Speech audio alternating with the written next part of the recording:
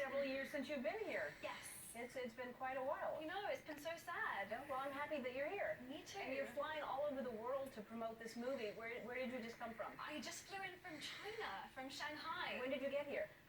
So it's very hard to explain, but for some reason, you gain time. So I left in the afternoon, and I arrived like earlier in the day. It's very, very strange. It's essentially a time machine. It is. Yeah, it's bizarre. If you flew back and forth, you would never age.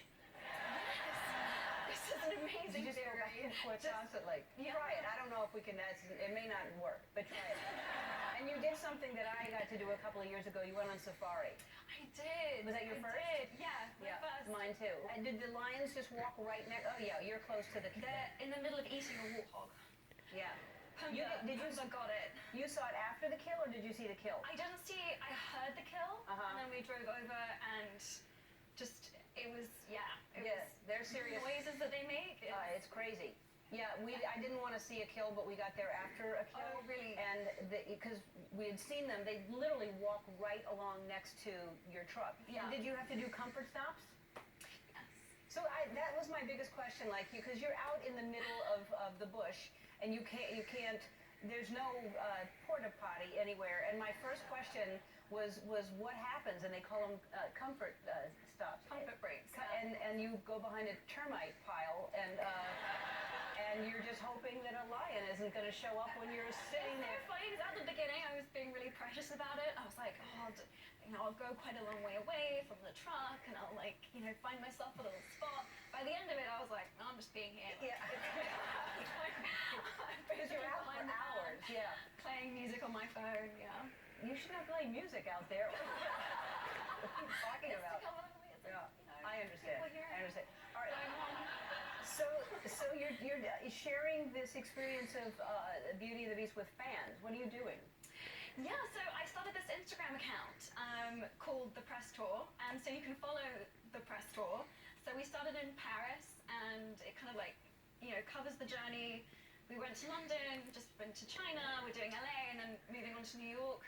And it kind of chronicles this crazy challenge I set myself, which was to try to do the whole of my outfits for the tour as sort of sustainably and ethically as I kind of possibly could.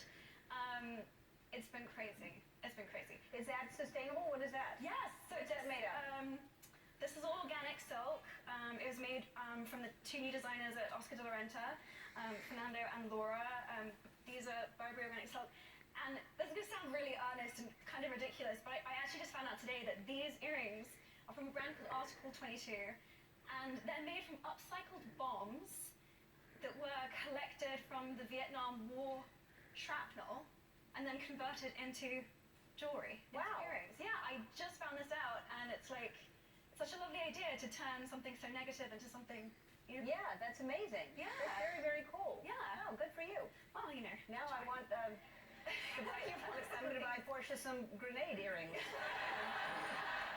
amazing. Do you remember, how old were you when the first Harry Potter came out, when you went to that premiere? Oh my God.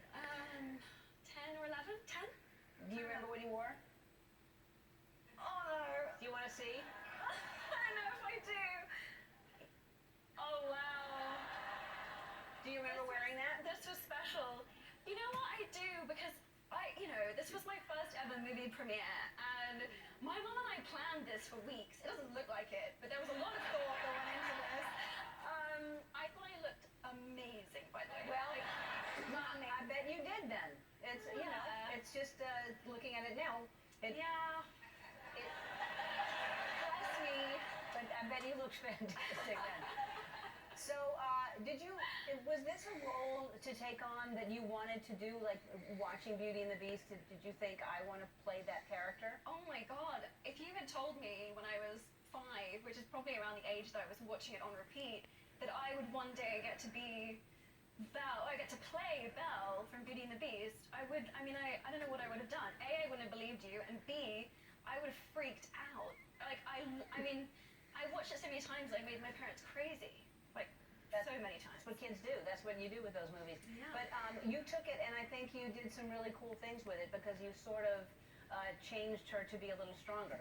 Yeah, I think it was very important to me that she be very active and that she be very in control of her own destiny, and yeah, I wanted her to be powerful, which I mean she already was, to be honest. And that's a great role for you to play. It really is. All right, Beauty and the Beast opens in theaters and IMAX everywhere on March 17th. When we come back, Emma is going to do one of our IFBs where she has something in her ear, and I'm going to tell her what to say, and she can't say anything except for what I tell her to say.